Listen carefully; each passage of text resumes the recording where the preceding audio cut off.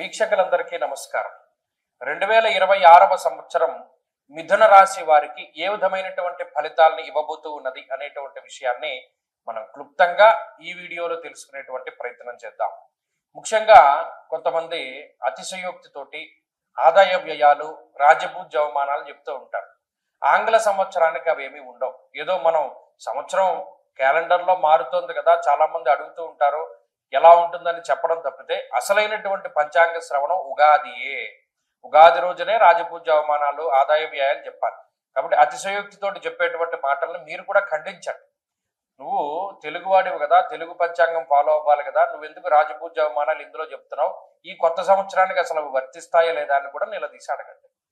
అలాగే ఈ వీడియో పూర్తిగా చూడండి, ఎక్కడ స్కిప్ చేయకుండా. మిథున రాశి వారికి సంబంధించి ఎక్కడ కూడా ఏ నిర్ణయాలు తీసుకోవాలి, ఏ ఏ నెలలు మంచివి అనేటువంటి అన్ని విషయాలు ఇందులో చెప్పడం జరుగుతుంది. ఇందులో ప్రధానంగా అసలు ఈ రాశి వారికి ఏ గ్రహాలు అనుకూలంగా ఉన్నాయి, ఈ సంవత్సరంలో చతుర్గ్రహ కూటములు, పంచగ్రహ కూటములు చాలా ఏర్పడుతూ ఉన్నాయి. గురుడైతే 2 సార్లు మారి 2 రాశులు మారబోతూ ఉన్నారు. శనేశ్వరుడు వక్రగతి, రాహు యొక్క మార్పు, ఇవన్నీ కూడా ఈ సంవత్సరంలోనే జరగబోతూ ఉన్నాయి. అటువంటి సందర్భంలో ఇప్పుడు ప్రజెంట్ ఉన్నటువంటి రాహువు మీకు 9వ స్థానమందు సంచరిస్తున్నారు. అంటే రాహు బలం లేనట్టే లెక్క. ఈ సంవత్సరం చివరిలో ఆ 9లో ఉన్నటువంటి రాహు వల్ల అష్టమంలోకి వస్తారు. అంటే ఆయన వెనక్కి ప్రయాణం చేసే స్వభావం కలిగిన గ్రహం కాబట్టి అష్టమ రాహు కొంత ఇబ్బందికరమైనటువంటి ఫలితాన్ని ఇస్తాడు. అయితే డిసెంబర్లో మారతారు కాబట్టి ఆ ఫలితం ఈ ఆంగ్ల 2026వ సంవత్సరంలో మీకు రాదు. 9వ రాహు ఫలితం మాత్రమే మీకు వస్తుంది. ఇక శనేశ్వరుడు దశమ కేంద్రంలో, కంటక శని అంటారు, కేంద్రంలో ఉన్నటువంటి శనేశ్వరుడు ఆయన ఈ సంవత్సరం మొత్తం అక్కడే ఉంటారు. మధ్యలో కొన్ని సార్లు వక్రిస్తారు, కొన్ని సార్లు మామూలుగా మారుతారు. ఏదైనప్పటికీ ఆయన స్థానం అయితే మార్పు ఉండదు, ఆయన అక్కడే ఉంటారు. కాబట్టి ఈ కంటక శని నిజంగా కంటకప్రాయంగానే ఉంటాడు, ఆయన ఏం పెద్ద యోగించే గ్రహం కాదు. మరి ఈ సంవత్సరం మొత్తం దేని మీద ఆధారపడాలి అంటే గురువు యొక్క బలం మీదే. మీరు గమనించండి, జూన్ నెల 2వ తారీఖున మిథున రాశిని వదిలిపెట్టి గురువు కర్కాటక రాశిలోకి సంక్రమణం చేస్తారు. ఆ జూన్ 6వ తారీఖు వరకు పూర్తిగా 3 దీర్ఘ సంచార గ్రహాలు ప్రతికూలంగా ఉన్నాయి. మిగతా గ్రహాలన్నీ కూడా ఈ సంవత్సరం ప్రారంభంలో మీకు అష్టమ స్థానంలో కూటమిల కింద ఏర్పడుతున్నాయి. చతుర్గ్రహ కూటమి, పంచగ్రహ కూటమి కింద. కాబట్టి మిథున రాశి వారికి ఈ సంవత్సరంలో ఆ జూన్ నెల 2వ తారీఖు నుండి అక్టోబర్ 31వ తారీఖు వరకు మాత్రం గురు బలం ఉన్నది. ఈ మధ్యలో ఉన్నటువంటి పీరియడే వీరికి మంచిది. కాబట్టి మొత్తం ఓవరాల్ గా చూసుకున్నప్పుడు పర్సంటేజ్ ఇవ్వవలసి వచ్చినప్పుడు ఒక 30% మాత్రమే ఈ సంవత్సరం మిథున రాశి వారికి బాగున్నది. మరి అంతే కదండి, 30 వంతు కూడా కాదు, 30%, 30 వంతుకు పైన. అయితే ఎందుకంటే ఈ పరిస్థితి అంటే మరి శనేశ్వరుడు కంటక స్థానంలో ఉన్న, రాహు యోగించట్లా ఉన్న, గురుబలం ఒకటే. మరి ఎలా అండి మేము బతికేది మీరంత దారుణంగా చెప్తే అంటే, జాతకం, మిథున రాశి వారి జాతకంలో దశాంతర్దశలు గనక బాగుంటే ఈ గోచార పరిస్థితులన్నీ ఓవర్కమ్ చేయగలుగుతారు. జాతకంలో ఉండేటువంటి దశాంతర్దశలు బాగా లేకపోతే మాత్రము మనం ఏమి చేయలేం. ఈ గోచార ఫలితాల్లో కూడా మనకి 35 పాస్ మార్కు కూడా రాలేదు కాబట్టి కొంత ఇబ్బందికరమైన సంవత్సరమే అని మనం ముందుగానే డిసైడ్ అవ్వాలి. మీరు గమనించండి, కొంతమంది నాకు ఎలా ఫోన్లు చేస్తారంటే, గత సంవత్సరం 2025 సంవత్సరం వీడియో చూసి నాకు 26లో ఫోన్ చేస్తారు, 24 వీడియో చూసి 25లో చేశారు. నిజంగా మరి ఈయన చెప్పింది జరిగిందా లేదా అని చూసి చెప్పిన వాళ్ళు చూసి మళ్ళీ ఇప్పుడు ఫోన్ చేసామంటే ఆ సంవత్సరం అలాగే ఉంది, స్టార్టింగ్ లో మీరు మాకు వ్యతిరేకంగా చెప్పారని చూడలేదు, కానీ నిజానికి చూస్తే అలాగే జరిగింది, కొంత ఇబ్బందులు ఎదుర్కొన్నా మేము దాటగలిగాం అనేటువంటి వాళ్ళు ఎక్కువ మంది తగులుతారు. కాబట్టి ఇక్కడ జాతకం ఎలా ఉందని తెలుసుకోవడం ముఖ్యం. మీకు అనుకూలంగా ఉందా, ప్రతికూలంగా ఉందా సెకండరీ. అనుకూలంగా ఉంటే ఫైన్ వెళ్ళనుకుంటా, ప్రతికూలంగా ఉంటే ఏ చర్యలు చేపట్టాలి, ఏ రకంగా జాగ్రత్తగా ఉండాలని తెలుసుకున్న వాడే బుద్ధిమంతుడు, స్థితప్రజ్ఞుడు. మీరు గమనించండి, గ్రహస్థితి అనుకూలంగా లేనప్పుడు ఏ పని చేయకూడదు, గ్రహస్థితి అనుకూలంగా ఉన్నప్పుడు ఏ పని ప్రారంభం చేసినా అది ఆటోమేటిక్గా ముందుకు వెళ్ళిపోతుంది. కాబట్టి మిథున రాశి వారికి జూన్ నెల 2వ తారీఖు దగ్గర నుండి అక్టోబర్ 31 వరకు చాలా అద్భుతమైనటువంటి సమయం. అందులోనే అన్ని పనులు పూర్తి చేసుకోవాలి.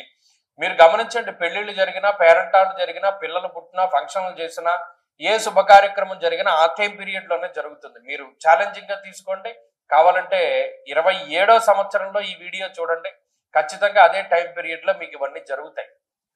మరి మిగతా గ్రహాల వల్ల వచ్చే వ్యతిరేకత ఏంటి అంటే ఇది పెద్ద వ్యతిరేకత ఏమి కాదు. కేవలం ఏంటి అంటే శ్రమకి తగినటువంటి ప్రతిఫలం ఉండదు. అది ఒక్కటే ప్రధానమైన సమస్య. ఏమంటే మనం మనం ఆకలిస్తుందండి, భోజనం చేసాము, మనం ఎంత తిన్నా మన ఆకలి సరిపోవట్లేదంటే లోపల ఏదో రోగం ఉన్నట్టే కదా. లేకపోతే ఇంత తింటే మన ఆకలి తగ్గిపోయిందన్నా రోగం ఉన్నట్టే. మనకి ఎంత ఆకలేసిందో అంతా తింటేనే మనం ఆరోగ్యవంతుల కింద లెక్క. అలాగే మనం తక్కువ పని చేసి ఎక్కువ ఫలితం వచ్చినా ప్రాబ్లమే. ఎప్పుడో భవిష్యత్తులో ఇది కొడుతుందిరా మనల్ని అని అనుకుంటాం. ఎక్కువ పని చేసి తక్కువ ఫలితం వచ్చినా ప్రాబ్లమే. ఎందుకు? మనం పని చేసిందంతా వృధాగా పోయిందని అనుకుంటాం. మనం ఎంత పని చేసామో అంత రిజల్ట్ రావాలి. కాబట్టి ఇక్కడ వచ్చే సమస్య ఏంటి అంటే మిథున రాశి వారికి పని ఎక్కువ, ప్రతిఫలం తక్కువ. ఈ సంవత్సరంలో అదే ఎక్కువ కనబడుతుంది. అంతకు మించిన ప్రమాదం ఏమీ లేదు ఇందులో ప్రధానంగా. అలాగే ఉద్యోగపరమైనటువంటి ఒడిదుడుకులు, ఫైనాన్షియల్ గా బ్యాలెన్సింగ్ అనేటువంటిది ఉండదు. ఓ నెలేమో డబ్బు మిగులుతుంది, ఓ నెలేమో డబ్బు లోటు బడ్జెట్ ఉంటుంది, ఓ నెలేమో అస్తవ్యస్తంగా ఉంటుంది, ఓ నెలేమో అనుకోని ఖర్చులు ఉంటాయి. ఇలా అనేక రకాలుగా ఉంటుంది. అంటే ఒక బ్యాలెన్స్డ్ స్టేట్ లో మిథున రాశి వారికి వెళ్ళదు ఫైనాన్షియల్ పొజిషన్. ఆరోగ్యపరమైనటువంటి సమస్యలు ఏమి లేవు. భగవంతుడి దయ వల్ల ఆరోగ్యపరంగా వీరేమి ఇబ్బంది పడరు. ఎందుకంటే ప్రమాదకరమైనటువంటి గ్రహస్థితులు ఏమీ లేవు కాబట్టి హెల్త్ ప్రాబ్లమ్స్ లేవు. కేవలం financial conditions up and down ఉన్నాయి. అలాగే ఉద్యోగపరమైనటువంటి విషయాల్లో అప్ అండ్ డౌన్స్ ఉన్నాయి. అలాగే ఈ గురుడు 2వ స్థానంలోకి వెళ్ళినప్పుడు మన సౌఖ్యం, యశోవృద్ధిం, సౌభాగ్యంచ ధనాగమ. ఇందాక చెప్పినట్టు శుభ కార్యక్రమాలు చేస్తారు, డబ్బు సంపాదించుకుంటారు, వాహనాలు కొనుక్కుంటారు, అప్పు చేసి ఇల్లు కొంటారు, అప్పు చేసి వాహనం కొంటారు. ఏది చేసినా సరే ఆ టైంలో జరిగిపోతుంది. సరే, ఇది గ్రహస్థితి గురించి చూచాయిగా మనం తెలుసుకున్నప్పుడు ఇప్పుడు మనం దీన్ని ఎలా పెంచుకోవాలి?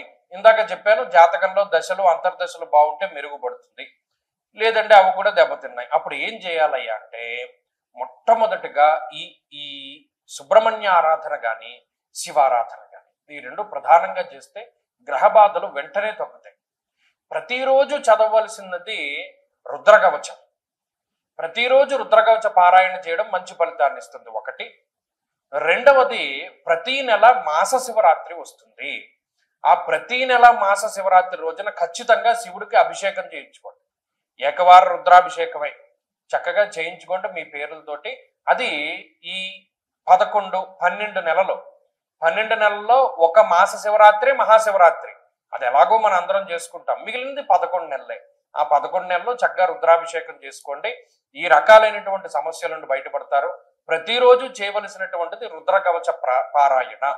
రుద్రకవచాన్ని ప్రతిరోజు పారాయణం చేస్తూ ఉండండి. ఖచ్చితంగా మీకు మార్పు వచ్చి మంచి ఫలితాలు పెరుగుతాయి. స్వస్తి.